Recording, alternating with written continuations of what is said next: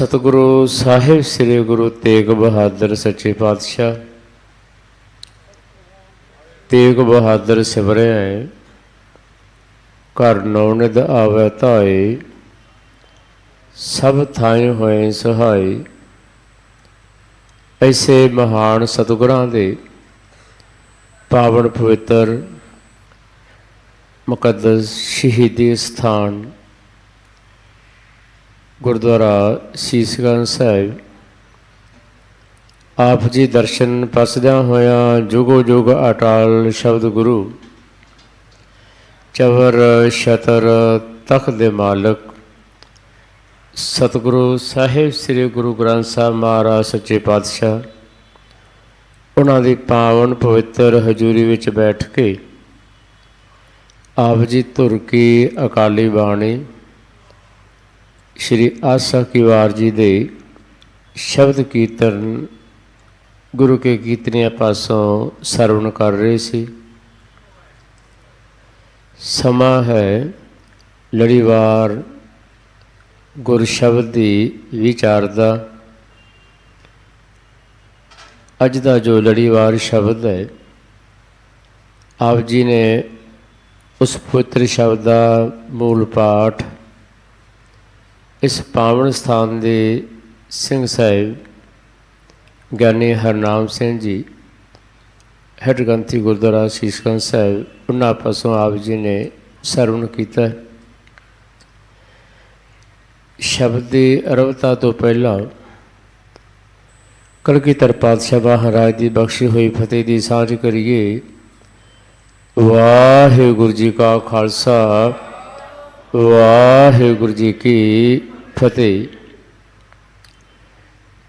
शब्द सतगुरां ने बख्शिश किया है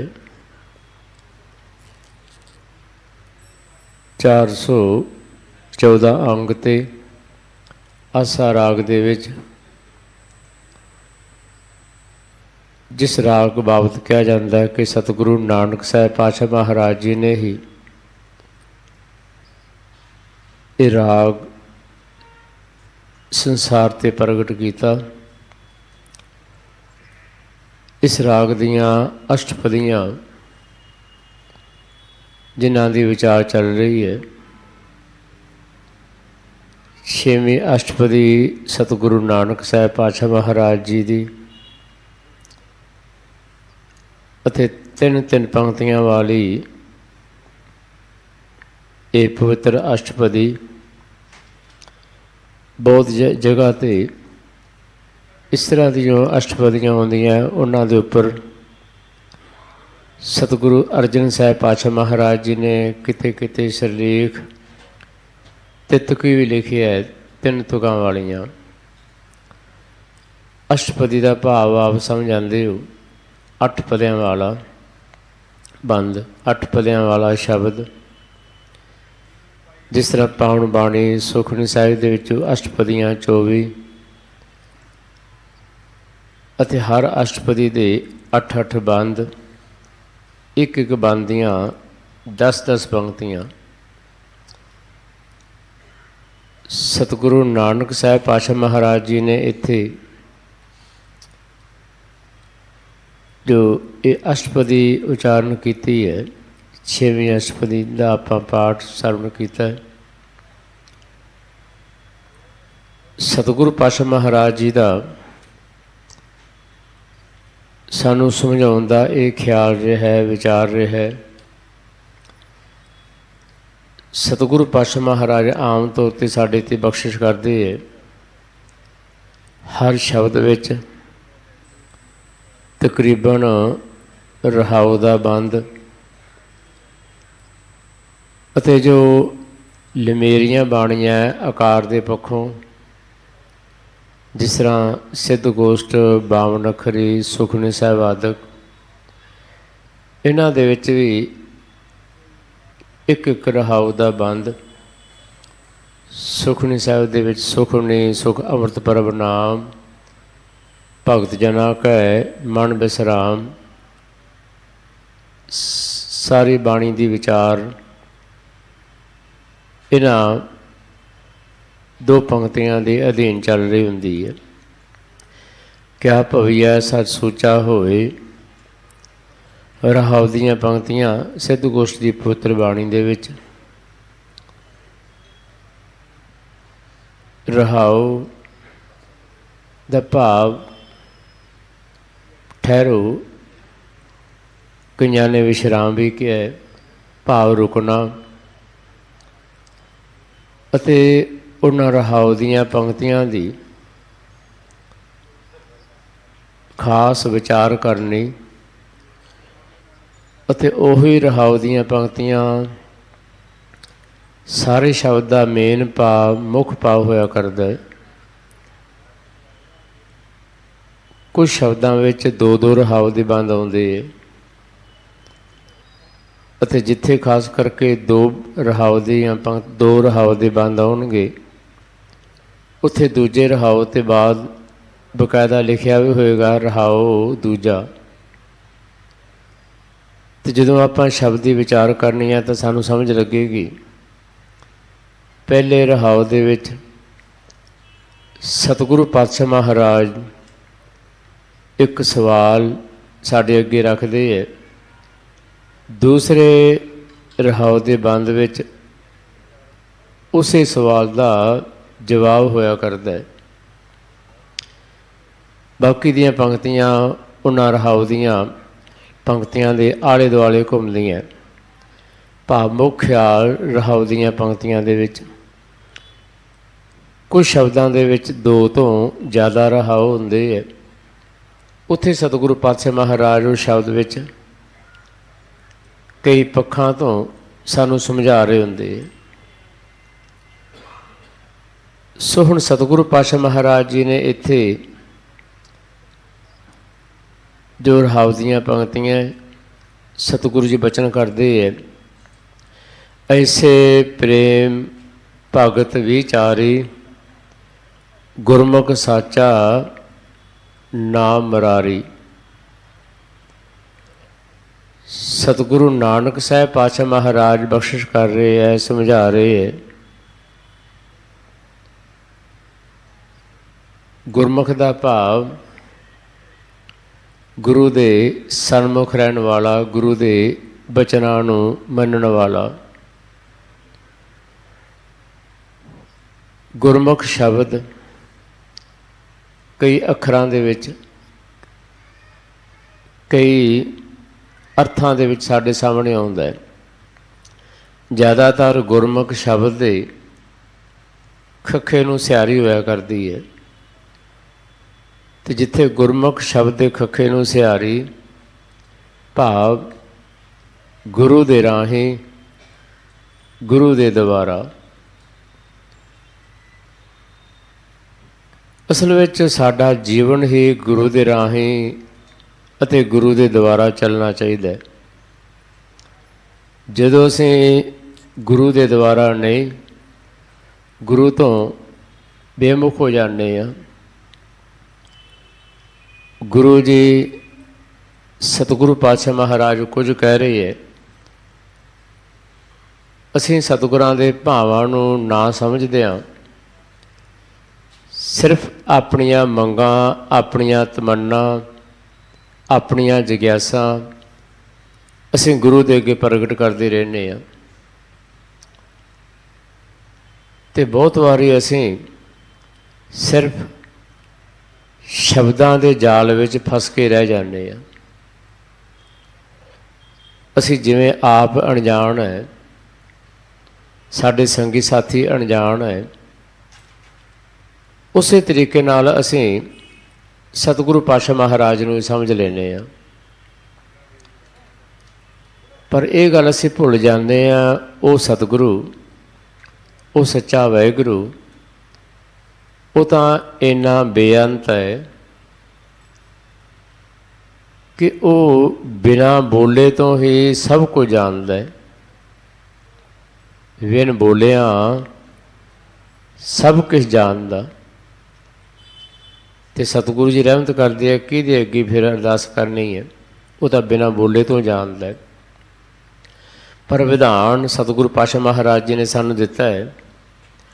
ਸਤਿਗੁਰੂ ਪਾਤਸ਼ਾਹ ਮਹਾਰਾਜ ਜੀ ਨੇ ਸਾਨੂੰ ਹੱਕ ਦਿੱਤਾ ਹੈ ਆਪਣੀ ਮਨ ਦੀ ਗੱਲ ਗੁਰੂ ਦੇ ਅੱਗੇ ਪ੍ਰਗਟ ਕਰਨ ਦਾ। ਜੀ ਕੀ ਬਿਰਥਾ ਹੋਏ ਸੋ ਗੁਰ ਭੈ ਅਰਦਾਸ ਕਰ। ਜੋ ਸਾਡੇ ਮਨ ਦੀ ਭਾਵਨਾ, ਜੋ ਸਾਡੇ ਮਨ ਦੇ ਖਿਆਲ, ਜੋ ਸਾਡਾ ਮਨ ਚਾਹੁੰਦਾ ਹੈ, ਮਨ ਦੀ ਪੀੜਾ, ਮਨ ਦੀ ਵੇਦਨਾ ਗੁਰੂ ਜੀ ਦੇ ਅੱਗੇ ਪ੍ਰਗਟ ਕੀਤੀ ਜਾਵੇ। ਸਤਿਗੁਰੂ ਪਾਤਸ਼ਾਹ ਸੁਣਦੇ ਹੈ। ਸੋ ਸਾਨੂੰ ਉਹਨਾਂ ਸ਼ਬਦਾਂ ਵੱਲ ਇੰਨਾ ਨਹੀਂ ਕਮਿਟਡ ਹੋਣਾ ਚਾਹੀਦਾ ਕਿ ਉਹਨਾਂ ਸ਼ਬਦਾਂ ਨੂੰ ਹੀ ਅਰਦਾਸ ਵਿੱਚ ਬੋਲਿਆ ਜਾਵੇ। ਬਹੁਤ ਵਾਰੀ ਗੁਰੂ ਕੇ ਪਿਆਰੇ ਅਰਦਾਸ ਕਰਾਉਣ ਆਉਂਦੇ ਹੈ ਅਤੇ ਉਹ ਜਿੱਦ ਜੀ ਕਰਦੇ ਰਹਿੰਦੇ ਆ ਕਿ ਆਹ ਸ਼ਬਦ ਹੀ ਵਰਤਨੇ ਹੈ। ਉਹ ਇਹ ਗੱਲ ਭੁੱਲ ਜਾਂਦੇ ਆ ਕਿ ਸਤਿਗੁਰੂ ਸਾਡੇ ਜ਼ੁਬਾਨ 'ਤੇ ਬੋਲੇ ਤੋਂ ਬਿਨਾਂ ਹੀ ਸਭ ਕੁਝ ਜਾਣਦੇ ਆ, ਸਾਡੀ ਭਾਵਨਾ ਨੂੰ, ਕਿ ਸਾਡੇ ਹਿਰਦੇ ਦੇ ਵਿੱਚ ਕੀ ਹੈ, ਸਾਡੇ ਮਨ ਦੇ ਵਿੱਚ ਕੀ ਹੈ।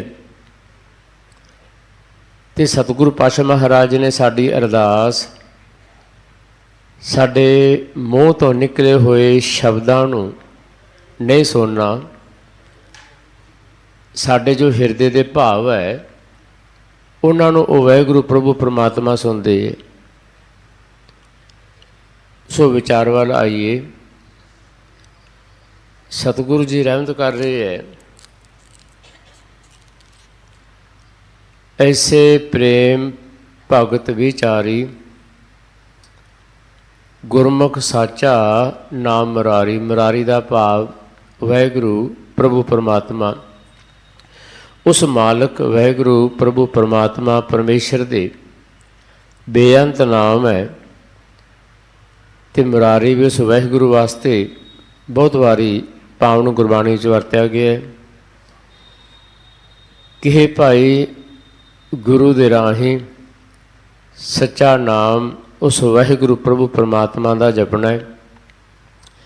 ਜੀਵਨ ਦੇ ਵਿੱਚ ਵਿਚਾਰ ਕੇ ਪ੍ਰੇਮ ਦੇ ਨਾਲ ਉਸ ਮਾਲਕ ਪ੍ਰਭੂ ਪਰਮਾਤਮਾ ਦੀ ਬੰਦਗੀ ਕਰਨੀ ਹੈ। ਪ੍ਰਭੂ ਪਰਮਾਤਮਾ ਦੇ ਦਰ 'ਤੇ ਅਰਦਾਸ ਕਰਨੀ ਹੈ। ਪ੍ਰਭੂ ਪਰਮਾਤਮਾ ਦਾ ਜੋ ਨਾਮ ਜਪਣਾ ਹੈ ਉਹ ਪਿਆਰ ਦੇ ਨਾਲ, ਪ੍ਰੇਮ ਦੇ ਨਾਲ।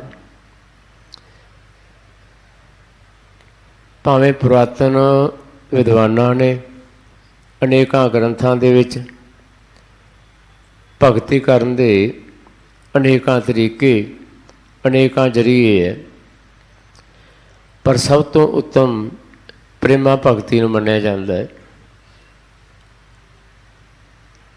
ਇਹ ਤਾਂ ਵਿਦਵਾਨਾਂ ਦਾ ਆਪੋ ਆਪਣਾ ਜ਼ਿਕਰ ਹੈ। ਜਿਵੇਂ ਬਚਨ ਹੁੰਦਾ ਭਗਤ ਨਵੇਂ ਪ੍ਰਕਾਰਾ, ਕਿ ਭਗਤੀ 9 ਪ੍ਰਕਾਰ ਦੀ ਹੈ। ਪਰ ਭਗਤੀ ਤਾਂ ਬੇਅੰਤ ਤਰ੍ਹਾਂ ਦੀ ਹੈ, ਭਗਤੀ ਕੋਈ ਵੀ ਹੈ, ਪਰ ਉਸ ਭਗਤੀ ਦੇ ਵਿੱਚ ਪਿਆਰ ਦਾ ਹੋਣਾ, ਪ੍ਰੇਮ ਦਾ ਹੋਣਾ ਅਤ ਜ਼ਰੂਰੀ। ਧਰਮ ਦੇ ਬਹੁਤ ਸਾਰੇ ਨੇਮ ਹੈ। ਹਰ ਮਨੁੱਖ ਨੇ ਆਪੋ ਆਪਣਾ ਨੇਮ ਬਣਾਇਆ ਹੈ, ਪਰ ਪ੍ਰਭੂ ਪਰਮਾਤਮਾ ਵਾਹਿਗੁਰੂ ਜੀ ਦਾ ਨਾਮ ਜਪਣਾ, ਸੇਵਾ ਕਰਨੀ, ਸਿਮਰਨ ਕਰਨਾ, ਅਨੇਕਾਂ ਤਰ੍ਹਾਂ ਦੇ ਕਰਮ, ਪਰ ਇਹ ਸਾਰੇ ਕਰਮ ਬੜੀ ਹੀ ਨਿਰਮਾਣਤਾ ਦੇ ਨਾਲ, ਸਹਿਜ ਦੇ ਨਾਲ, ਪ੍ਰੇਮ ਦੇ ਨਾਲ ਕੀਤੇ ਜਾਣ। ਅਤੇ ਜੇ ਪ੍ਰੇਮ ਤੋਂ ਖਾਲੀ ਹੈ ਨਾ ਬੰਦਾ, ਫਿਰ ਭਾਵੇਂ ਧਰਮ ਦੇ ਕਿੰਨੇ ਵੀ ਕੰਮ ਕਰਦਾ ਰਹੇ, ਫਿਰ ਉਸ ਵਾਹਿਗੁਰੂ ਪ੍ਰਭੂ ਪਰਮਾਤਮਾ ਨੂੰ ਭਾਉਂਦਾ ਨਹੀਂ ਹੈ, ਗੁਰੂ ਜੀ ਨੂੰ ਭਾਉਂਦਾ ਨਹੀਂ ਹੈ। ਅਤੇ ਫਿਰ ਉਹ ਸਾਰੇ ਕਰਮ ਦੇ ਵਿੱਚ ਪ੍ਰੇਮ ਨਹੀਂ ਹੈ ਤਾਂ ਉਹ ਧਰਮ ਦੇ ਕਰਮ ਪਾਖੰਡ ਬਣ ਕੇ ਰਹਿ ਜਾਂਦੇ ਹੈ।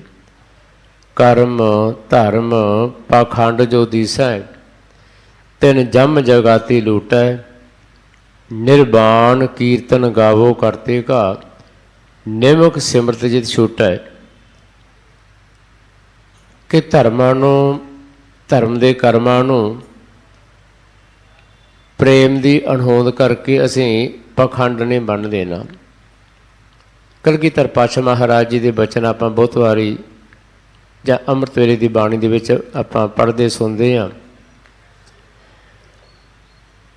ਸਤਿਗੁਰੂ ਪਾਤਸ਼ਾਹ ਮਹਾਰਾਜ ਬਚਨ ਕਰਦੇ ਆ, ਕਹਾਂ ਭਇਓ ਜੋ ਦੋ ਲੋਚਨ ਮੂੰਦ ਕੈ, ਬੈਠ ਰਹਿਓ ਬਕ ਧਿਆਨ ਲਗਾਇਓ, ਨਾਤ ਫਿਰਿਓ ਲੀਏ ਸਾਤ ਸਮੁੰਦਰਨ, ਲੋਕ ਗਇਓ ਪਰਲੋਕ ਗਵਾਇਓ। ਇਹ ਸਾਰੀਆਂ ਗੱਲਾਂ ਸਤਿਗੁਰੂ ਪਾਤਸ਼ਾਹ ਮਹਾਰਾਜ ਕਹਿ ਕੇ, ਭਾਵ ਕਿ ਕੁਝ ਕਰਮਾਂ ਦਾ ਜ਼ਿਕਰ ਕਰਕੇ, ਧਰਮ ਦੇ ਕਰਮਾਂ ਦਾ, ਅਖੀਰ 'ਤੇ ਸਤਿਗੁਰੂ ਪਾਤਸ਼ਾਹ ਮਹਾਰਾਜ ਤੱਤ ਦੀ ਗੱਲ ਕਰਦੇ ਹੈ। ਸਾਚ ਕਹੋ ਸੁਣ ਲਿਓ ਸਭੈ, ਜਿਨ ਪ੍ਰੇਮ ਕੀਓ ਤਿਨਹਿ ਪ੍ਰਪਾਇਓ। ਹੁਣ ਉਹ ਵਾਹਿਗੁਰੂ ਪ੍ਰਭੂ ਪਰਮਾਤਮਾ ਵਸ ਵਿੱਚ ਆਉਣ ਵਾਲਾ ਨਹੀਂ, ਪਰ ਪ੍ਰੇਮ ਦੇ ਕਰਕੇ ਉਹ ਵਾਹਿਗੁਰੂ ਪ੍ਰਭੂ ਪਰਮਾਤਮਾ ਵਸ ਦੇ ਵਿੱਚ ਆ ਜਾਂਦਾ ਹੈ। ਅਤੇ ਸਤਿਗੁਰਾਂ ਨੇ ਜਿਵੇਂ ਬਚਨ ਕੀਤਾ, ਨਾ ਤੂੰ ਆਵੈਂ ਵਸ ਬਹੁਤ ਘਿਨਾਵਣੇ, ਨਾ ਤੂੰ ਆਵੈਂ ਵਸ ਵੇਦ ਪੜ੍ਹਾਵਣੇ, ਨਾ ਤੂੰ ਆਵੈਂ ਵਸ ਧਰਤੀ ਧਾਈਐ, ਨਾ ਤੂੰ ਆਵੈਂ ਵਸ ਤੀਰਥ ਨਹਾਈਐ। ਹੁਣ ਸਾਰੇ ਸ਼ਬਦ ਵਿੱਚ ਘਿਨਾਵਣੇ ਦਾ ਸ਼ਬਦ ਭਾਵ ਕੀ ਹੈ? ਘਿਨਾਵਣੇ ਭਾਵ ਤਰਲੇ। ਉਹ ਵਾਹਿਗੁਰੂ ਪ੍ਰਭੂ ਪਰਮਾਤਮਾ ਤਰਲੇ ਮਿੰਨਤਾਂ ਦੇ ਨਾਲ ਵਸ ਵਿੱਚ ਆਉਣ ਵਾਲਾ ਵੀ ਨਹੀਂ ਹੈ। ਹੁਣ ਸਭ ਤੋਂ ਜੋ ਵੱਡੀ ਗੱਲ ਹੁੰਦੀ ਹੈ, ਸਭ ਤੋਂ ਜ਼ਿਆਦਾ ਅਸੀਂ ਤਰਲਿਆਂ ਨੂੰ ਹੀ ਤਾਕਤ ਮੰਨਦੇ ਹਾਂ ਨਾ, ਕਿ ਕਿਸੇ ਦੇ ਅੱਗੇ ਤਰਲਾ ਲਿਆ ਜਾਵੇ, ਪਰ ਉਹ ਵਾਹਿਗੁਰੂ ਪ੍ਰਭੂ ਪਰਮਾਤਮਾ ਤਰਲਿਆਂ ਦੇ ਨਾਲ ਵਸ ਵਿੱਚ ਆਉਣ ਵਾਲਾ ਵੀ ਨਹੀਂ ਹੈ। ਨਾ ਤੂੰ ਆਵੇਂ ਬਸ ਬਹੁਤ ਘਿਨਾਵਣੇ ਨਹੀਂ। ਅਤੇ ਫਿਰ ਸਤਿਗੁਰਾਂ ਨੇ ਅੱਗੇ ਬਚਨ ਕੀਤਾ ਹੈ, ਤੂੰ ਭਗਤਾਂ ਕੈ ਵਸ ਭਗਤਾਂ ਤਾਨ ਤੇਰਾ। ਭਗਤਾਂ ਨੂੰ ਸਤਿਗੁਰੂ ਪਾਤਸ਼ਾਹ ਮਹਾਰਾਜ ਇੰਨਾ ਮਾਣ ਦਿੰਦੇ ਹੈ,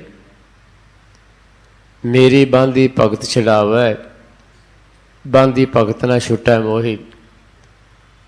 ਮਾਨੋ ਰੱਬ ਵੀ ਕਈ ਵਾਰੀ ਕਹਿ ਦਿੰਦਾ ਕਿ ਮੇਰੇ ਸਿਧਾਂਤ ਨੂੰ ਮੇਰਾ ਭਗਤ ਤੋੜ ਦਿੰਦਾ ਹੈ, ਮੇਰੇ ਬੰਧਨਾਂ ਨੂੰ ਮੇਰਾ ਭਗਤ ਤੋੜ ਦਿੰਦਾ ਹੈ, ਪਰ ਭਗਤਾਂ ਦੇ ਬੰਧਨਾਂ ਨੂੰ ਮੈਂ ਨਹੀਂ ਤੋੜ ਸਕਦਾ। ਹੁਣ ਭਗਤ ਰੱਬ ਦੇ ਇੰਨਾ ਜ਼ਿਆਦਾ ਨੇੜੇ, ਇੰਨਾ ਪਿਆਰੇ ਹੁੰਦੇ ਹੈ। ਸੋ ਇੱਥੇ ਸਤਿਗੁਰੂ ਪਾਤਸ਼ਾਹ ਮਹਾਰਾਜ ਜੀ ਨੇ ਭਗਤੀ ਦੀ ਗੱਲ ਕੀਤੀ ਹੈ ਕਿ ਉਸ ਵਾਹਿਗੁਰੂ ਪ੍ਰਭੂ ਪਰਮਾਤਮਾ ਦੀ ਭਗਤੀ ਪਿਆਰ ਦੇ ਨਾਲ। ਹੁਣ ਅਨੇਕਾਂ ਗਾਥਾਵਾਂ ਜਿੱਥੇ ਉਸ ਵਾਹਿਗੁਰੂ ਪ੍ਰਭੂ ਪਰਮਾਤਮਾ ਬਾਬਤ ਆਉਂਦੀਆਂ, ਪਰ ਕਈ ਵਾਰ ਇਹ ਸਾਡਾ ਜੋ ਤਰਕ ਵਾਲਾ ਸੁਭਾਅ ਹੈ, ਉਹ ਪਰਮਾਤਮਾ ਦੀਆਂ ਇਹ ਭਗਤਾਂ ਦੇ ਨਾਲ ਵਾਪਰੀਆਂ ਹੋਈਆਂ ਘਟਨਾਵਾਂ, ਉਹਨਾਂ 'ਤੇ ਤਰਕ ਬਹੁਤ ਵਾਰੀ ਇਹ ਇਨਸਾਨ ਕਰਦਾ ਹੈ।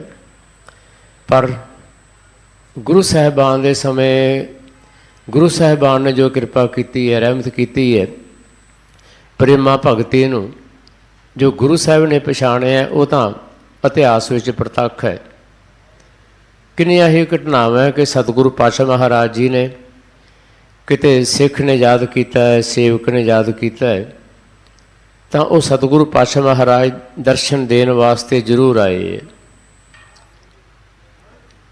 ਭਾਵੇਂ ਕਸ਼ਮੀਰ ਦੇ ਵਿੱਚ ਮਾਤਾ ਬੈਠੀ ਹੈ, ਛੇਵੇਂ ਪਾਤਸ਼ਾਹ ਮਹਾਰਾਜ ਗਏ, ਸਤਿਗੁਰੂ ਨਾਨਕ ਸਾਹਿਬ ਪਾਤਸ਼ਾਹ ਮਹਾਰਾਜ ਗਏ, ਮਾਛੀਵਾੜੇ ਦੇ ਵਿੱਚ ਮਾਤਾ ਹਰਦੇਈ, ਉਹਨੇ ਆਪਣੇ ਹੱਥੀਂ ਆਪਣੀ ਜਵਾਨੀ ਦੇ ਸਮੇਂ, ਭਾਵ ਕਿ ਜਦੋਂ ਸਰੀਰ ਚੱਲਦਾ ਫਿਰਦਾ ਸੀ, ਤਾਂ ਵਾਹਿਗੁਰੂ ਵਾਹਿਗੁਰੂ ਜਪਦੇ ਹਾਂ, ਗੁਰੂ ਗੁਰੂ ਕਰਦੇ ਹਾਂ, ਬਸਤਰ ਤਿਆਰ ਕੀਤਾ, ਕੱਪੜਾ ਤਿਆਰ ਕੀਤਾ। ਹੌਲੀ ਹੌਲੀ ਅਵਸਥਾ ਬਿਰਧ ਹੁੰਦੀ ਗਈ। ਉੱਧਰ ਕਲਗੀਧਰ ਪਾਤਸ਼ਾਹ ਮਹਾਰਾਜ ਜੰਗਾਂ ਯੁੱਧਾਂ ਦੇ ਵਿੱਚ, ਪਰ ਮਾਛੀਵਾੜੇ ਰਹਿਣ ਵਾਲੀ ਉਹ ਮਾਈ ਸਤਿਗੁਰਾਂ ਦੇ ਪਰਮ ਸੇਵਕ ਭਾਈ ਨਿਹਾਲਾ ਜੀ ਦੀ ਮਾਤਾ, ਨਿਹਾਲਾ ਖੱਤਰੀ ਇਤਿਹਾਸ ਵਿੱਚ ਨਾਮ ਆਉਂਦਾ ਹੈ। ਹੁਣ ਇਹ ਸਾਰੀਆਂ ਘਟਨਾਵਾਂ ਸਰਹੰਦ ਵਾਲਾ ਸਾਕਾ, ਚਮਕੌਰ ਵਾਲਾ ਸਾਕਾ, ਅਨੰਦਪੁਰ ਸਾਹਿਬ ਦਾ ਇਹ ਜੰਗ, ਇਹ ਸਮਾਂ ਚੱਲ ਰਿਹਾ ਸੀ। ਪਰ ਮਾਤਾ ਦੇ ਮਨ ਵਿੱਚ ਇੰਨਾ ਪਿਆਰ ਕਿ ਕਲਗੀਧਰ ਪਾਤਸ਼ਾਹ ਮਹਾਰਾਜ ਮੈਨੂੰ ਦਰਸ਼ਨ ਬਖਸ਼ਣਗੇ। ਉਸ ਮਾਈ ਦੇ ਪੁੱਤ ਪੋਤਰੇ ਉਹ ਵੀ ਕਹਿਣ ਲੱਗੇ, ਮਾਤਾ ਵੀ ਅਸੀਂ ਨਿੱਕੇ ਨਿੱਕੇ ਸੀ ਜਦੋਂ ਤੋਂ ਇਹ ਕਹਿ ਰਹੀ ਹਾਂ ਕਿ ਮੇਰਾ ਗੁਰੂ ਆਏਗਾ, ਸਤਿਗੁਰੂ ਕਲਗੀਧਰ ਪਾਤਸ਼ਾਹ ਮਹਾਰਾਜ ਆਉਣਗੇ, ਪਰ ਇਹ ਮਾਤਾ ਨਹੀਂ ਆਉਣਾ ਉਹਨਾਂ ਨੇ। ਅਤੇ ਬਹੁਤ ਵਾਰ ਜਦੋਂ ਕਹਿਣਾ ਤਾਂ ਕਈ ਵਾਰੀ ਨਿਹਾਲੇ ਖਤਰੇ ਨੇ ਵੀ ਕਹਿਣਾ, ਮਾਤਾ ਸਤਿਗੁਰੂ ਪਾਤਸ਼ਾਹ ਮਹਾਰਾਜ ਕਿਵੇਂ ਆ ਸਕਦੇ ਹੈ, ਬਹੁਤ ਜ਼ਿਆਦਾ ਉਲਝਣਾਂ ਪਈਆਂ ਹੋਈਆਂ, ਐਡਾ ਵੱਡਾ 10 ਲੱਖ ਦਾ ਘੇਰਾ ਹੈ। ਅਖੀਰ ਆਪਾਂ ਗੱਲ ਨੇੜੇ ਲੈ ਕੇ ਆਈਏ। ਕਲਗੀਧਰ ਪਾਤਸ਼ਾਹ ਮਹਾਰਾਜ ਸਰਸਾ ਨਦੀ ਤੋਂ ਪਰਿਵਾਰ ਵਿਛੜਦਾ ਹੈ। ਸਤਿਗੁਰਾਂ ਦਾ ਕੁਝ ਪਰਿਵਾਰ ਦਿੱਲੀ ਆ ਜਾਂਦਾ ਹੈ, ਕੁਝ ਸਰਹੰਦ ਵਾਲੇ ਪਾਸੇ ਚਲਾ ਜਾਂਦਾ ਹੈ। ਸਤਿਗੁਰੂ ਪਾਤਸ਼ਾਹ ਮਹਾਰਾਜ ਚਮਕੌਰ ਸਾਹਿਬ ਦੀ ਇਹ ਜੰਗ ਤੋਂ ਬਾਅਦ ਸਤਿਗੁਰੂ ਪਾਤਸ਼ਾਹ ਮਹਾਰਾਜ ਮਾਛੀਵਾੜੇ ਆਉਂਦੇ ਹੈ। ਮਾਛੀਵਾੜੇ ਸਤਿਗੁਰੂ ਪਾਤਸ਼ਾਹ ਆਪਣੇ ਜੋ ਪੁਰਾਣੇ ਸੇਵਕ ਹੈ ਗੁਲਾਬਾ ਪੰਜਾਬਾ, ਉਹਨੂੰ ਸੁਨੇਹਾ ਭੇਜਦੇ ਆ, ਜਾਓ ਭਾਈ ਤੁਹਾਡੇ ਨਗਰ ਦੇ ਵਿੱਚ ਮਾਤਾ ਰਹਿ ਰਹੀ ਹੈ, ਉਸ ਨੂੰ ਬੁਲਾ ਕੇ ਲੈ ਕੇ ਆਓ। ਭਾਈ ਨਿਹਾਲੇ ਦੀ ਮਾਤਾ ਹੈ ਅਤੇ ਮਾਤਾ ਨੂੰ ਕਹਿਣਾ ਕਿ ਉਹ ਜੋ ਸਾਨੂੰ ਭੇਟਾ ਕਰਨਾ ਚਾਹੁੰਦੇ ਆ ਉਹ ਵੀ ਲੈ ਕੇ ਆਉਣ। ਅਤੇ ਇਹ ਜ਼ਿਕਰ ਆਉਂਦਾ ਹੈ ਕਿ ਜਦੋਂ ਨਿਹਾਲੇ ਦਾ ਦਰਵਾਜ਼ਾ ਖੜਕਾਇਆ, ਬੜਾ ਹੈਰਾਨ ਹੋਇਆ ਕਿ ਐਡਾ ਵੱਡਾ ਅਮੀਰ ਆਦਮੀ ਇਹ ਗੁਲਾਬਾ ਪੰਜਾਬਾ, ਕਿ ਇਹਨਾਂ ਨੇ ਸਾਡਾ ਦਰਵਾਜ਼ਾ ਕਿਉਂ ਖੜਕਾਇਆ ਹੈ। ਕਹਿਣ ਲੱਗੇ ਕਲਗੀਧਰ ਪਾਤਸ਼ਾਹ ਆਏ ਹੈ, ਉਹਨਾਂ ਨੇ ਭੇਜਿਆ ਹੈ, ਉਹ ਤੁਹਾਨੂੰ ਅਤੇ ਖਾਸ ਕਰਕੇ ਮਾਤਾ ਜੀ ਨੂੰ ਯਾਦ ਕਰ ਰਹੇ, ਆਓ ਅਤੇ ਮਾਤਾ ਜੀ ਨੂੰ ਕਹਿਣਾ ਕਿ ਜੋ ਉਹਨਾਂ ਨੇ ਕਲਗੀਧਰ ਪਾਤਸ਼ਾਹ ਮਹਾਰਾਜ ਨੂੰ ਭੇਟ ਕਰਨਾ ਲੈ ਕੇ ਆਓ। ਹੁਣ ਉਹ ਮਾਤਾ ਹਰਦੇਈ ਜੋ ਬਸਤਰ ਤਿਆਰ ਕੀਤਾ ਸੀ, ਕਲਗੀਧਰ ਪਾਤਸ਼ਾਹ ਮਹਾਰਾਜ ਦੇ ਚਰਨਾਂ 'ਤੇ ਨਮਸਕਾਰ ਕੀਤੀ ਅਤੇ ਉਹ ਬਸਤਰ ਭੇਟਾ ਕੀਤਾ। ਪਿਆਰ ਦੀ ਗੱਲ ਕਿੰਨੇ ਸਮੇਂ ਬਾਅਦ ਫਿਰ ਬਹੁਤ ਸਾਰੇ ਵਿਦਵਾਨਾਂ ਨੇ ਜ਼ਿਕਰ ਕੀਤਾ ਹੈ ਕਿ ਉਹੀ ਬਸਤਰ ਕਲਗੀਧਰ ਪਾਤਸ਼ਾਹ ਮਹਾਰਾਜ ਜੀ ਨੇ ਲਿਲਾਰੀਆਂ ਤੋਂ ਉਸ ਨੂੰ ਨੀਲਾ ਰੰਗ ਚਾੜ੍ਹ ਕੇ ਸਤਿਗੁਰੂ ਪਾਤਸ਼ਾਹ ਮਹਾਰਾਜ ਉੱਚ ਦੇ ਫਕੀਰ ਬਣੇ ਸੀ। ਹੁਣ ਇਸ ਤਰ੍ਹਾਂ ਇੱਕ ਨਹੀਂ ਬੇਅੰਤ ਘਟਨਾਵਾਂ, ਪਰ ਗੱਲ ਇੰਨੀ ਹੈ ਪਿਆਰ ਦੀ।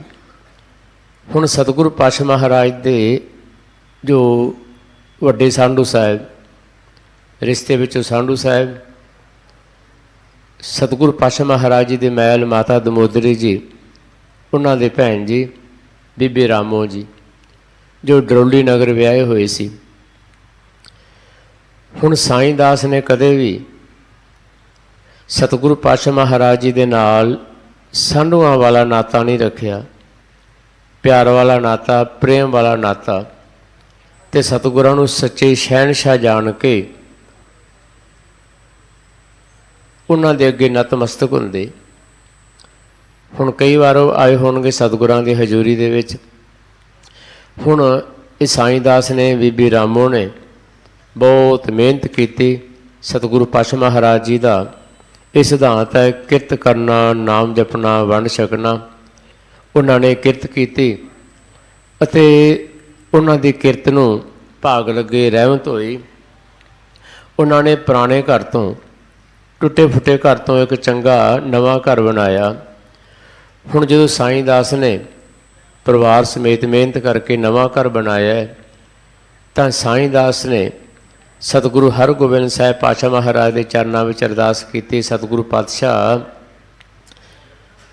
ਅਸੀਂ ਤਾਂ ਸਿਰਫ ਤੁਹਾਡੀ ਕਿਰਪਾ ਦੇ ਨਾਲ ਮਿਹਨਤ ਕੀਤੀ ਹੈ ਅਤੇ ਸਾਡੀ ਮਿਹਨਤ ਨੂੰ ਤੁਹਾਡੀ ਰਹਿਮਤ ਹੋਈ ਹੈ, ਫਲ ਲੱਗਿਆ ਹੈ, ਇਹ ਸੋਹਣਾ ਮਕਾਨ ਮਿਲਿਆ ਸਾਨੂੰ।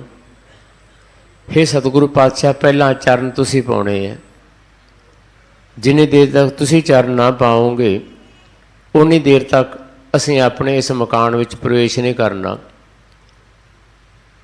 ਹੁਣ ਇਤਿਹਾਸ ਵਿੱਚ ਜ਼ਿਕਰ ਆਉਂਦਾ ਹੈ ਕਿ ਇੱਕ ਨਹੀਂ कई महीने सतगुरां दे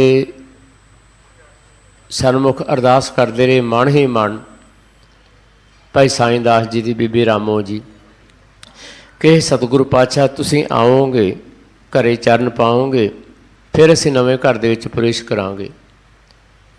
मैं प्रेम की गल कर रहा। हुण प्रेम की खिच सतगुरु हरगोबिंद साहिब पातशाह महाराज अपने माता जी नाल लैके, माता गंगा जी, अपने महल दमोदरी माता दमोदरी जी नाल लैके, परिवार नूं नाल लैके सतगुरु हरगोबिंद साहिब पातशाह महाराज डरोली पहुँचे। साईं दास जी ने बड़े झोक के, बड़ी निमरता दे नाल सतगुरां दा शुकराना किया, नमस्कार की। ते सतगुरु पातशाह महाराज फिर उस घर विच एक दो दिन नहीं, सतगुरु पातशाह महाराज कई महीने उत्थे ठहरे। हुण गल रिश्तेदारी दी नहीं सी, गल सी प्यार दी। कई महीने उस थां ठहरे ते उत्थे ही बाबा गुरदित्ता जी का जन्म होया। उत्थों ही सतगुरु पातशाह महाराज जी ने ये जो डरोली वाली जंग है, महराज वाली जंग है, उत्थे ठहर के लड़ी है। इत्थे एक मैं नाल जुलदी होर घटना, इत्थे ही सतगुरु पातशाह महाराज जी ने किरपा की सी बीबी सूरती ते। बीबी सूरती जिहदा विआह वड्डे घर तो तुकलानी नगर दे विच भाई साधु दे नाल हो जाता है। अते ये भाई साधु जी कईयां ने सद्दू लिखे है, सखी सरवर दा पुजारी। ये बीबी सूरती बच्ची भाई आकुल जी की बेटी। भाई आकुल जी सतगुरु हरगोबिंद साहिब पातशाह महाराज जी के परम सेवक। पहली रहमत सतगुरां ने यह वरताई, बीबी सूरती की भावना पूरी की अते भाई सद्दू जी गुरसिख बने, गुरु नूं मनण लगे, सतगुरु हरगोबिंद साहिब पातशाह महाराज की शरण आउण लगे। समां बीतिया तां बीबी सूरती के घर, बीबी सूरती की कुखों भाई सद्दू के घर बेटे ने जन्म लिया, भाई रूपे ने। हुण बेटा जवान होया है, पिता दे नाल काम कार करदिआं हुण खेतां वाले पासे गए है। मालवे इलाके में उदों पानी की घाट अते एक घरों पानी लैके गए है, सुराही लैके गए है।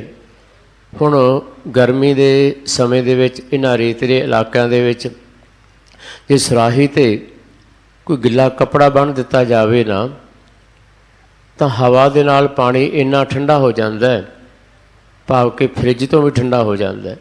हुण पानी बहुत साफ निर्मल, हुण भावना दोनों की बन गई, भाई सद्दू जी की ते भाई रूपे की, कि हे सतगुरु पातशाह इन्ना ठंडा पानी साडे गरीबां वास्ते नहीं, इन्ना ठंडा, इन्ना निर्मल, इन्ना साफ पानी हे सतगुरु पातशाह साडे कोल होर कुछ नहीं है।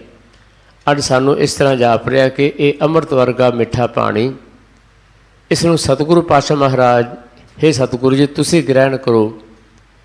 हुण गल कोई वड्डी नहीं सी, गल प्रेम की मैं कर रहा, भावना। दोनों प्यो पुत्तां ने काम करदिआं करदिआं जदों पानी वेख्या इन्ना ठंडा, पर सतगुरां दे नाल सुरती ला के दोनों बैठे है। गर्मी का महीना, बैठिया बैठिया बेशक बेहोश हो जाती है पर पानी नहीं पीता। सतगुरु पातशाह महाराज इसे डरोली नगर दे विच भाई रूपा जी ते भाई सद्दू जी तुकलानी दे खेतां दे विच, तुकलानी पिंड दे, तां सतगुरु हरगोबिंद साहिब पातशाह महाराज जी नूं प्रेम की इन्नी ज़्यादा खिच कि सतगुरु हरगोबिंद साहिब पातशाह महाराज ने घोड़ा लिया तो घोड़े ते जल्दी जल्दी सवार होके सतगुरु पातशाह महाराज दौड़ पैंदे है। पिछे बेशक नाल घोड़ियां ते सवार होकर पिछे पिछे सिख भी जाते हैं कि सतगुरु पातशाह बिना दसे तो किहड़े पासे जा रहे है। हुण सिख पिछे पिछे सतगुरु पातशाह महाराज अगे अगे पहुँचते है। सतगुरु पातशाह महाराज जी ने जल पकड़िया और उस जल के छिट्टे भाई रूपे ते सद्दू के चेहरे ते मारे, उन्होंने होश आई।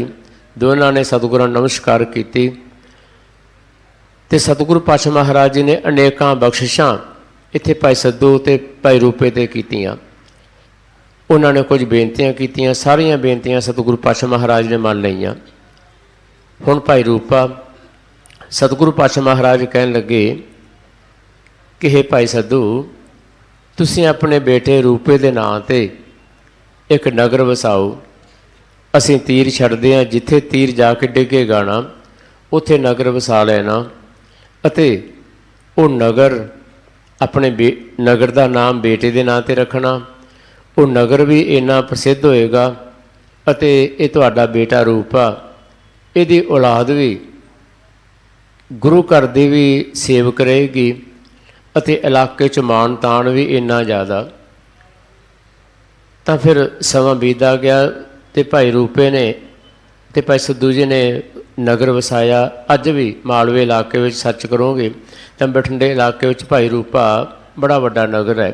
ਉੱਥੋਂ ਬਹੁਤ ਸਾਰੇ ਹੋਰ ਨਗਰ, ਭਾਈ ਰੂਪਾ ਜੀ ਦੇ ਸ਼ਾਇਦ 5 ਕਿ 6 ਬੇਟੇ ਸੀ, ਪਰ 2 ਬੇਟਿਆਂ ਨੂੰ ਉਹਨਾਂ ਨੇ ਕਲਗੀਧਰ ਪਾਤਸ਼ਾਹ ਮਹਾਰਾਜ ਦੇ ਭੇਟ ਕੀਤਾ।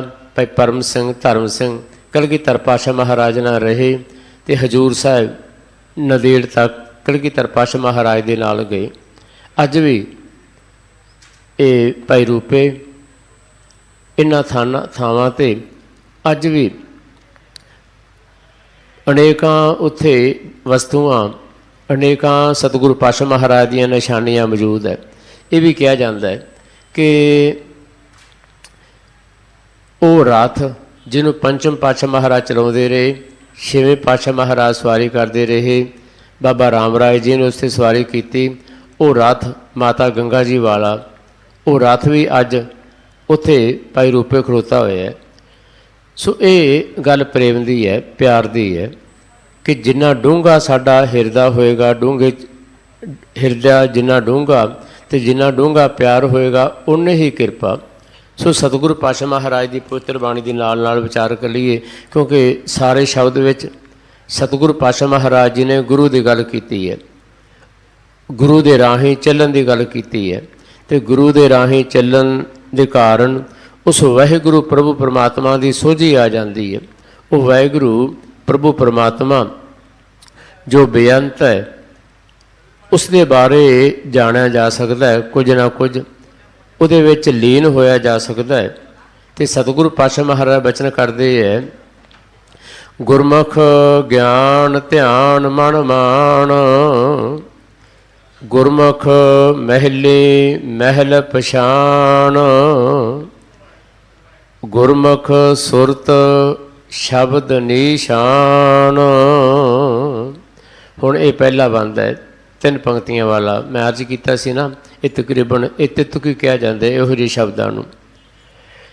ਅਤੇ ਸਤਿਗੁਰੂ ਜੀ ਰਹਿਮਤ ਕਰਦੇ ਹੈ, ਭਾਈ ਗੁਰੂ ਦੇ ਰਾਹੀਂ ਤੂੰ ਗਿਆਨ ਹਾਸਲ ਕਰ, ਕਿਉਂਕਿ ਗਿਆਨ ਬਹੁਤ ਜ਼ਿਆਦਾ ਸੰਸਾਰ ਦੇ ਵਿੱਚ, ਅਤੇ ਬਹੁਤ ਵਾਰੀ ਚੰਗਿਆਂ ਦੇ ਨਾਲੋਂ ਮੰਦਿਆਂ ਕੋਲੇ ਗਿਆਨ ਜ਼ਿਆਦਾ ਹੁੰਦਾ ਹੈ। ਬਹੁਤ ਵਾਰੀ ਦਲੀਲਾਂ ਗੁਰਮੁਖਾਂ ਦੇ ਨਾਲੋਂ ਮਨਮੁਖਾਂ ਕੋਲੇ ਜ਼ਿਆਦਾ ਦਲੀਲਾਂ, ਰੱਬ ਵਾਲਿਆਂ ਗੁਰੂ ਵਾਲਿਆਂ ਨਾਲੋਂ ਜ਼ਿਆਦਾ ਦਲੀਲਾਂ ਮਨਮੁਖਾਂ ਕੋਲੇ ਹੁੰਦੀਆਂ। ਪਰ ਪ੍ਰਵਾਨ ਕੌਣ ਹੈ? ਉਸ ਵਾਹਿਗੁਰੂ ਪ੍ਰਭੂ ਪਰਮਾਤਮਾ ਦੇ ਦਰ 'ਤੇ ਗੁਰੂ ਵਾਲਾ। ਸਤਿਗੁਰੂ ਪਾਤਸ਼ਾਹ ਮਹਾਰਾਜ ਬਚਨ ਕਰਦੇ ਹੈ ਕਿ ਬਹੁਤ ਵਾਰੀ ਨਿਗੋਰਾ ਗੁਰਮੁਖ ਨੂੰ ਹਰਾ ਸਕਦਾ ਹੈ ਸ਼ਬਦਾਂ ਦੇ ਨਾਲ, ਪਰ ਗੁਰਮੁਖ ਹਾਰ ਸਕਦਾ ਹੈ ਸੰਸਾਰੀ ਤੌਰ 'ਤੇ ਨਿਗੋਰੇ ਦੇ ਕੋਲੋਂ, ਮਨਮੁਖ ਦੇ ਕੋਲੋਂ। ਪਰ ਪ੍ਰਮਾਤਮਾ ਦੇ ਦਰ 'ਤੇ ਜਿੱਤ ਹੋਏਗੀ ਨਾ, ਤਾਂ ਗੁਰੂ ਵਾਲੇ ਦੀ ਹੋਏਗੀ, ਗੁਰਮੁਖ ਦੀ ਹੋਏਗੀ। ਉਸ ਵਾਹਿਗੁਰੂ ਪ੍ਰਭੂ ਪਰਮਾਤਮਾ ਦੇ ਦਰ 'ਤੇ ਸੰਸਾਰੀ ਗੱਲਾਂ ਕਰਨ ਵਾਲਾ, ਬਹੁਤੀਆਂ ਦਲੀਲਾਂ ਦੇਣ ਵਾਲਾ, ਉਹ ਸੰਸਾਰ ਵਿੱਚ ਹੀ ਰਹਿ ਜਾਂਦਾ ਹੈ, ਪਰ ਦਰਗਾਹ ਦੇ ਵਿੱਚ ਭ੍ਰਿਸ਼ਟ ਹੈ। ਸਤਿਗੁਰਾਂ ਦੇ ਪਵਿੱਤਰ ਬਚਨ, ਜੋ ਨਿਗੋਰਾ ਉਹ ਬਾਤਾਂ ਜਾਣ ਹੈ। ਹੁਣ ਜਿਹੜਾ ਨਿਗੋਰਾ ਮਨੁੱਖ ਹੈ ਨਾ, ਹੁਣ ਅਸੀਂ ਸਾਡੇ ਕੋਲ ਬਹੁਤ ਬਹਾਨੇ ਹੈ, ਨਾ ਬਾਣੀ ਪੜ੍ਹਨ ਦੇ, ਸੇਵਾ ਨਾ ਕਰਨ ਦੇ, ਚੰਗੇ ਕਰਮ ਨਾ ਕਰਨ ਦੇ, ਪਤਾ ਨਹੀਂ ਸਾਡੇ ਕੋਲ ਕਿੰਨੇ ਕੁ ਬਹਾਨੇ ਹੈ। ਅਤੇ ਸਤਿਗੁਰੂ ਜੀ ਰਹਿਮਤ ਕਰਦੇ, ਜੋ ਨਿਗੋਰਾ ਉਹ ਬਾਤਾਂ ਜਾਣਾ ਹੈ, ਉਹ ਦਰਗਾਹ ਹੈ ਭ੍ਰਸ਼ਟੀ, ਪਰ ਦਰਗਾਹ ਦੇ ਵਿੱਚ ਉਹ ਭ੍ਰਸ਼ਟੀ ਹੈ। ਸੰਸਾਰ ਵਿੱਚ ਉਹ ਚੰਗੀਆਂ ਗੱਲਾਂ ਕਰਕੇ, ਸੰਸਾਰੀ ਦਲੀਲਾਂ ਦੇ ਕੇ ਸੰਸਾਰ ਦੇ ਮਨੁੱਖਾਂ 'ਤੇ ਪ੍ਰਭਾਵ ਪਾ ਸਕਦਾ ਹੈ, ਪਰ ਉਹਦੀਆਂ ਫੋਕੀਆਂ ਗੱਲਾਂ ਉਸ ਵਾਹਿਗੁਰੂ ਪ੍ਰਭੂ ਪਰਮਾਤਮਾ ਨੂੰ ਪ੍ਰਭਾਵਿਤ ਨਹੀਂ ਕਰਦੀਆਂ। ਅਤੇ ਸਤਿਗੁਰੂ ਜੀ ਬਚਨ ਕਰਦੇ ਇਹ ਭਾਈ ਗੁਰੂ ਵੱਲ ਮੁੱਖ ਕਰਕੇ ਗੁਰੂ ਦੀ ਰਹਿਮਤ ਨਾਲ ਤੂੰ ਸੱਚ ਦਾ ਗਿਆਨ ਹਾਸਲ ਕਰ ਅਤੇ ਸੱਚ ਦਾ ਧਿਆਨ ਵੀ ਸੱਚ ਵਾਲੇ ਪਾਸੇ, ਅਤੇ ਇਹੋ ਜਿਹਾ ਮਾਣ ਤੈਨੂੰ ਸਦੀਵੀ ਤੌਰ 'ਤੇ ਬਣਿਆ ਰਹੇਗਾ। ਅਤੇ ਫਿਰ ਉਹ ਵਾਹਿਗੁਰੂ ਪ੍ਰਭੂ ਪਰਮਾਤਮਾ ਜੋ ਮਹਿਲਾਂ ਦਾ ਮਾਲਕ ਹੈ, ਅਤੇ ਉਸ ਪ੍ਰਭੂ ਪਰਮਾਤਮਾ ਦੇ ਕਿਸੇ ਖਾਸ ਜਗ੍ਹਾ 'ਤੇ ਮਹਿਲ ਨਹੀਂ, ਉਹ ਵਾਹਿਗੁਰੂ ਪ੍ਰਭੂ ਪਰਮਾਤਮਾ ਦਾ ਮਹਿਲ ਬੜਾ ਵੱਡਾ ਹੈ, ਉਹ ਤਾਂ ਜ਼ਰੇ ਜ਼ਰੇ ਵਿੱਚ ਕਣ ਕਣ ਵਿੱਚ ਵਿਆਪਕ ਹੈ ਵਾਹਿਗੁਰੂ ਪ੍ਰਭੂ ਪਰਮਾਤਮਾ। ਅਤੇ ਹੇ ਗੁਰਮੁਖਾ ਤੇਰੇ ਹਿਰਦੇ ਵਿੱਚ ਵੀ ਉਹ ਵਾਹਿਗੁਰੂ ਹੈ, ਅਤੇ ਤੂੰ ਗੁਰੂ ਦੀ ਕਿਰਪਾ ਦੇ ਨਾਲ ਉਸ ਮਹਿਲੀ ਭਾਵ ਪ੍ਰਭੂ ਪਰਮਾਤਮਾ ਨੂੰ ਪਛਾਣਨਾ ਹੈ, ਆਪਣੇ ਹਿਰਦੇ ਵਿੱਚੋਂ ਜਾਣਨਾ ਹੈ। ਅਤੇ ਜਦੋਂ ਆਪਣੇ ਹਿਰਦੇ ਵਿੱਚੋਂ ਵਾਹਿਗੁਰੂ ਪ੍ਰਭੂ ਪਰਮਾਤਮਾ ਨੂੰ ਮਹਿਲ ਪਛਾਣ ਉਹਨੂੰ ਪਛਾਣ ਲਿਆ ਨਾ, ਤੈਨੂੰ ਆਪਣੇ ਹਿਰਦੇ ਵਿੱਚੋਂ ਵਾਹਿਗੁਰੂ ਪ੍ਰਭੂ ਪਰਮਾਤਮਾ ਨਜ਼ਰ ਆ ਗਿਆ। ਨਾਨਕ ਸੇ ਅਖੜੀਆਂ ਬਿਆਨ ਜਿਨੇ ਦਿਸੰਦੋ ਮਾਂ ਪੀਰੀ, ਜਿਹਨੇ ਪ੍ਰਭੂ ਪਰਮਾਤਮਾ ਦੇ ਦੀਦਾਰ ਕਰ ਲਏ, ਆਪਣੇ ਵਿੱਚੋਂ ਕੀਤੇ, ਆਪਣੇ ਹਿਰਦੇ ਵਿੱਚੋਂ, ਫਿਰ ਇਹੋ ਜਿਹੇ ਗੁਰਮੁਖ ਨੂੰ, ਇਹੋ ਜਿਹੇ ਮਨੁੱਖ ਨੂੰ ਹਰ ਹਿਰਦੇ ਵਿੱਚੋਂ ਉਹ ਵਾਹਿਗੁਰੂ ਪ੍ਰਭੂ ਪਰਮਾਤਮਾ ਵਸਦਾ ਹੋਇਆ ਨਜ਼ਰ ਆਉਂਦਾ ਹੈ। ਕਿਉਂਕਿ ਦੇਖਿਆ ਇਹਨਾਂ ਅੱਖਾਂ ਨਾਲ ਨਹੀਂ ਜਾਂਦਾ, ਮਾਫ਼ ਕਰਨਾ, ਸਾਨੂੰ ਦੇਖਣ ਵਾਸਤੇ ਅੱਖਾਂ ਮਿਲੀਆਂ, ਸੁਣਨ ਵਾਸਤੇ ਕੰਨ ਮਿਲੇ ਹੈ। ਹੁਣ ਬਹੁਤ ਵਾਰੀ ਅਸੀਂ ਕਿਸੇ ਗਲੀ ਵਿੱਚ ਲੰਘੀਏ ਤਾਂ ਜ਼ਰੂਰੀ ਨਹੀਂ ਹੈ ਕਿ ਸਾਰੀਆਂ ਚੀਜ਼ਾਂ ਨੂੰ ਅਸੀਂ ਦੇਖ ਸਕੀਏ। ਇੱਕ ਵਾਰੀ ਲੰਘਦੇ ਹਾਂ, 2 ਵਾਰ ਲੰਘਦੇ ਹਾਂ, 4 ਵਾਰ ਲੰਘਦੇ ਹਾਂ, ਕਈ ਵਾਰੀ ਅਸੀਂ 15-15 ਵਾਰ ਕਈ ਮਹੀਨੇ ਲੰਘਦੇ ਰਹਿੰਦੇ ਹਾਂ, ਅਤੇ ਫਿਰ ਖਿਆਲ ਆਉਂਦਾ ਇੱਥੇ ਰੋਜ਼ਾਨਾ ਲੰਘਦੇ ਹਾਂ, ਆਹ ਚੀਜ਼ ਤਾਂ ਅੱਜ ਦੇਖੀ ਹੈ। ਕਿਉਂਕਿ ਅੱਖਾਂ ਨਹੀਂ ਦੇਖਦੀਆਂ, ਸਾਡਾ ਦਿਮਾਗ ਦੇਖਦਾ, ਸਾਡੀ ਸੁਰਤ ਦੇਖਦੀ ਹੈ, ਭਾਵ ਕਿ ਜਿਹੜੀਆਂ ਗੱਲਾਂ ਸਾਡੇ ਦਿਮਾਗ ਵਿੱਚ ਚੱਲ ਰਹੀਆਂ ਉਹ ਚੀਜ਼ਾਂ ਸਾਨੂੰ ਇਹਨਾਂ ਅੱਖਾਂ ਦੇ ਰਾਹੀਂ ਦਿਸਦੀਆਂ, ਪਰ ਜਿਹੜੀਆਂ ਗੱਲਾਂ ਸਾਡੇ ਮਨ ਵਿੱਚ ਨਹੀਂ, ਸਾਡੀ ਸੁਰਤ ਵਿੱਚ ਨਹੀਂ, ਉਹ ਚੀਜ਼ਾਂ ਸਾਨੂੰ ਨਾ ਦਿਸਦੀਆਂ ਅਤੇ ਨਾ ਸੁਣਦੀਆਂ, ਉਹੀ ਸੁਣਦੀਆਂ ਜੋ ਸਾਡੇ ਮਨ ਦੇ ਵਿੱਚ ਹੈ। ਅਤੇ ਸੋ ਸਤਿਗੁਰੂ ਪਾਤਸ਼ਾਹ ਮਹਾਰਾਜ ਬਚਨ ਕਰਦੇ ਹੈ ਕਿ ਜਦੋਂ ਤੂੰ ਆਪਣਾ ਮੂੰਹ ਗੁਰੂ ਵਾਲੇ ਪਾਸੇ ਕਰ ਲਵੇਂਗਾ, ਗੁਰਮੁਖ ਬਣ ਜਾਏਗਾ, ਤਾਂ ਫਿਰ ਤੇਰੀ ਸੁਰਤ ਟਿਕਾਣੇ ਰਹੇਗੀ। ਸਤਿਗੁਰੂ ਪਾਤਸ਼ਾਹ ਮਹਾਰਾਜ ਜੀ ਨੇ 2 ਸ਼ਬਦ ਵਰਤੇ ਬਜ਼ੁਰਗਾਂ ਵਾਸਤੇ ਕਿ ਜਿਹੜਾ 70 ਸਾਲ ਦਾ ਹੋ ਜਾਂਦਾ ਹੈ ਉਹਦੀ ਸੁਰਤ ਟਿਕਾਣੇ ਨਹੀਂ। 70 ਕਾ ਮਤਹੀਨ, 17 ਦਾ ਹੈ ਨਾ ਜੋ, ਅਤੇ ਆਮ ਸ਼ਬਦਾਂ ਵਿੱਚ ਵੀ ਕਹਿ ਦਿੰਦਾ ਇਹ ਤਾਂ 17 ਹੈ, ਕਿਉਂਕਿ ਜਿਹੜਾ ਗੁਰੂ ਵਾਲਾ ਨਹੀਂ ਹੈ ਉਹ 17 ਹੋ ਸਕਦਾ ਹੈ, ਪਰ ਜਿਹੜਾ ਗੁਰੂ ਵਾਲਾ ਹੈ ਨਾ ਉਹ 17 ਕੀ, ਉਹ ਤਾਂ 100 ਸਾਲ ਦਾ ਕਿਉਂ ਨਾ ਹੋ ਜਾਵੇ, ਉਹਦੀ ਸੁਰਤ ਟਿਕਾਣੇ ਰਹਿੰਦੀ ਹੈ। ਬਾਬਾ ਬੁੱਢਾ ਜੀ 125 ਸਾਲ ਦੇ, 125 ਸਾਲ ਤੋਂ ਵੀ ਉੱਪਰ, ਹੁਣੇ ਹੀ ਆਪਾਂ ਉਹਨਾਂ ਦਾ ਜਨਮ ਦਿਹਾੜਾ ਮਨਾਇਆ। ਬਾਬਾ ਬੁੱਢਾ ਜੀ 113 ਸਾਲ ਸਿੱਖੀ ਨੂੰ ਕਮਾਉਣ ਵਾਲੇ ਐਸੇ ਗੁਰਸਿੱਖ। ਸੋ ਬਾਬਾ ਬੁੱਢਾ ਜੀ ਹੁਣ ਜੋ ਉਹਨਾਂ ਨੂੰ ਗੁਰੂ ਕੇ ਵਜ਼ੀਰ ਦੀ ਪਹਿਲੇ ਗ੍ਰੰਥੀ ਹੋਣ ਦਾ ਜੋ ਮਾਣ ਮਿਲਿਆ ਹੈ, ਉਹ ਬੜੀ ਲੰਮੇਰੀ ਉਮਰ ਦੇ ਵਿੱਚ ਉਹਨਾਂ ਨੂੰ ਤਕਰੀਬਨ 100 ਸਾਲ ਦੀ ਉਮਰ ਦੇ ਵਿੱਚ ਉਹ ਗੁਰੂ ਘਰ ਦੇ ਵਜ਼ੀਰ ਬਣੇ, ਪਹਿਲੇ ਗ੍ਰੰਥੀ ਬਣੇ 100 ਸਾਲ ਦੀ ਉਮਰ ਦੇ ਵਿੱਚ।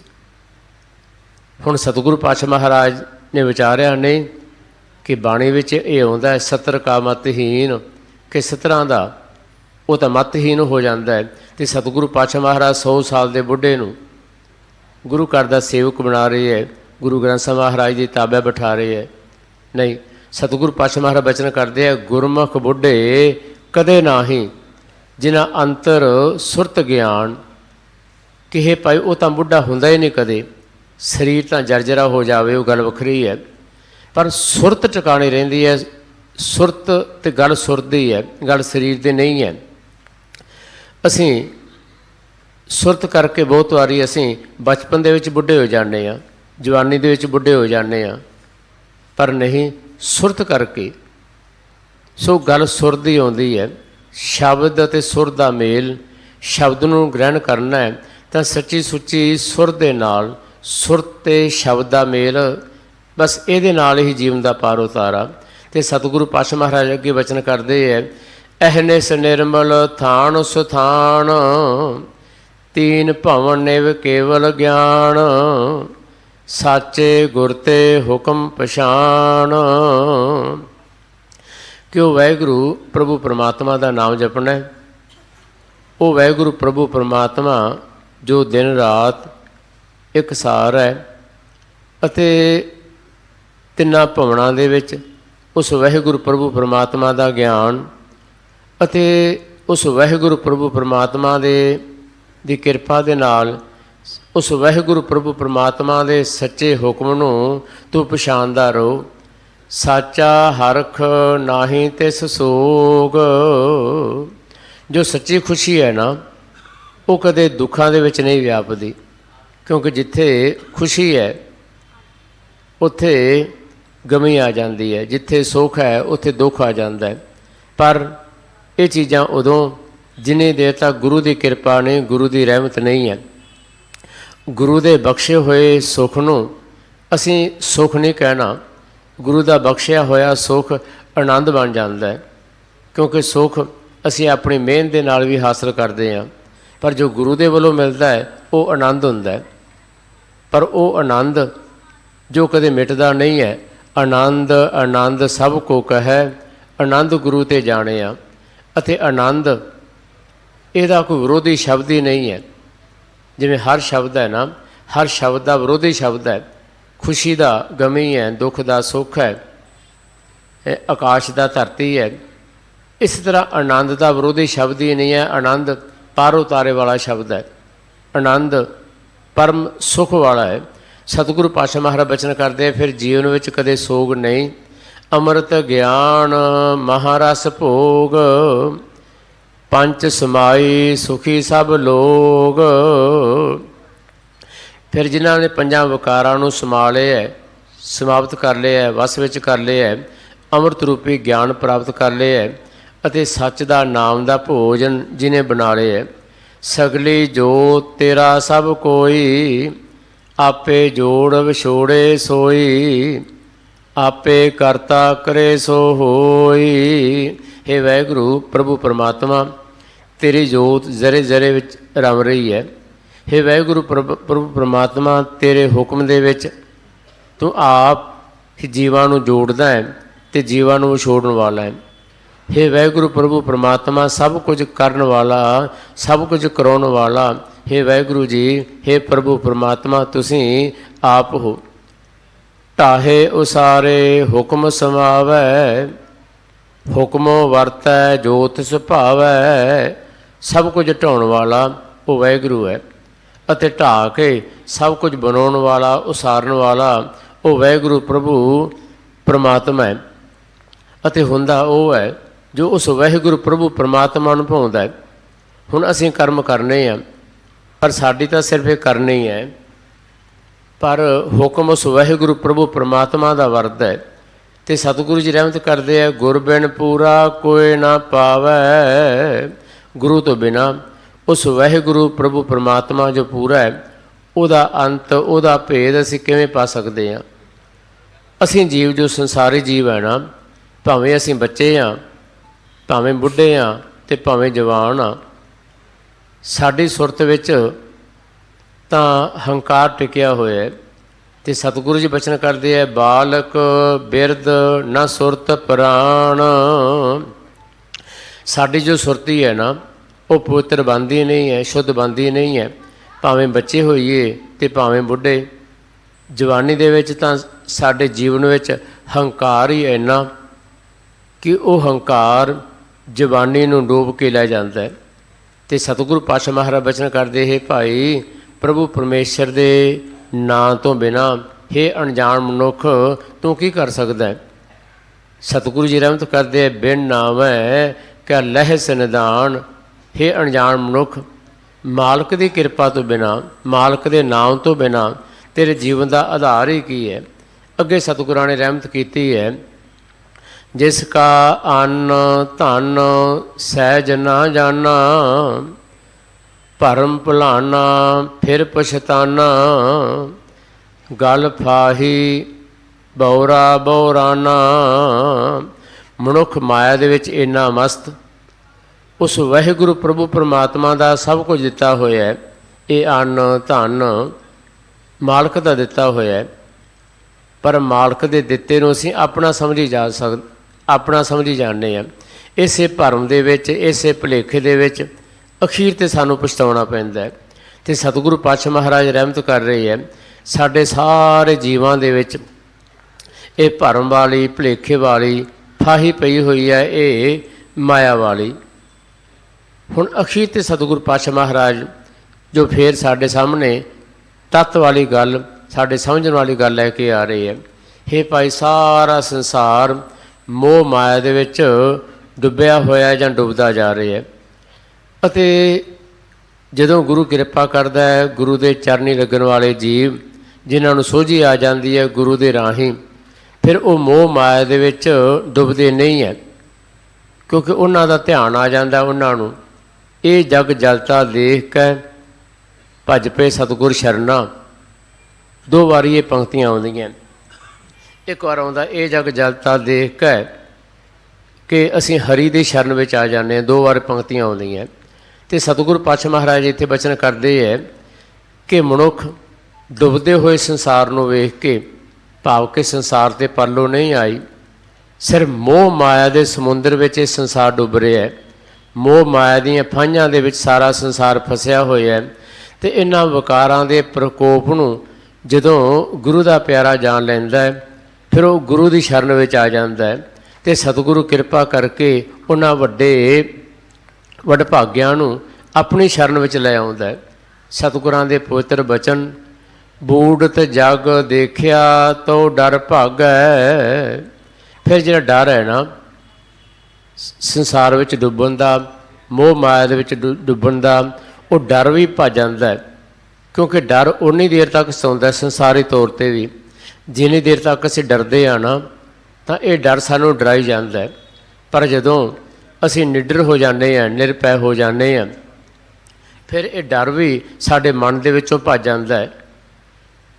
ਨਿਡਰ ਹੋਏ ਜੋ ਡਰੈ, ਪਾਵਨ ਪਵਿੱਤਰ ਪੰਕਤੀਆਂ, ਨਿਡਰ ਹੋਏ ਡਰ ਉਰ ਹੋਏ ਭਾਗੈ। ਫਿਰ ਡਰ ਵੀ ਪਰਮਾਤਮਾ ਦੇ ਮਹਾਨ ਡਰ ਤੋਂ ਡਰ ਕੇ ਉਹ ਡਰ ਵੀ ਭੱਜ ਜਾਂਦਾ ਹੈ।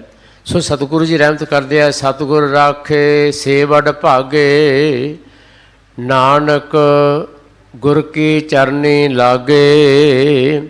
ਕਿ ਜਿਨ੍ਹਾਂ ਜੀਵਾਂ ਦੀ ਸੁਰਤ ਟਿਕਾਣੇ ਹੈ ਅਤੇ ਜਿਨ੍ਹਾਂ ਨੂੰ ਸਮਝ ਲੱਗ ਜਾਂਦੀ ਹੈ ਕਿ ਇਹ ਭਾਈ ਸਾਰਾ ਸੰਸਾਰ ਮੋਹ ਮਾਇਆ ਦੀਆਂ ਫਾਹੀਆਂ ਦੇ ਵਿੱਚ, ਸੰਸਾਰ ਕਾਮ ਕ੍ਰੋਧ ਲੋਭ ਮੋਹ ਹੰਕਾਰ ਦੇ ਵਿੱਚ, ਫਿਰ ਇਹੋ ਜਿਹੇ ਜੀਵ ਗੁਰੂ ਦਾ ਆਸਰਾ ਤੱਕਦੇ ਹੈ, ਸਤਿਗੁਰੂ ਦਾ ਆਸਰਾ ਤੱਕਦੇ ਹੈ, ਅਤੇ ਸਤਿਗੁਰੂ ਜੀ ਕਿਰਪਾ ਕਰਕੇ ਆਪਣੀ ਸ਼ਰਨ ਵਿੱਚ ਲੈ ਲੈਂਦੇ ਹੈ। ਅਤੇ ਜਦੋਂ ਸਤਿਗੁਰੂ ਪਾਤਸ਼ਾਹ ਮਹਾਰਾਜ ਆਪਣੀ ਸ਼ਰਨ ਵਿੱਚ ਲੈ ਲੈਂਦੇ ਹੈ, ਨਾਮ ਦਾਨ ਦੀਆਂ ਦਾਤਾਂ ਬਖਸ਼ ਕਰਦੇ ਹੈ, ਫਿਰ ਇਹ ਜੀਵਨ ਸਫਲਾ ਅਤੇ ਸੁਹੇਲਾ ਹੋ ਜਾਂਦਾ ਹੈ। ਇਹ ਲੋਕ ਸੁਖੀਏ ਪ੍ਰਲੋਕ ਸੇਲੇ ਵਾਲੀਆਂ ਦਾਤਾਂ ਮਿਲ ਜਾਂਦੀਆਂ।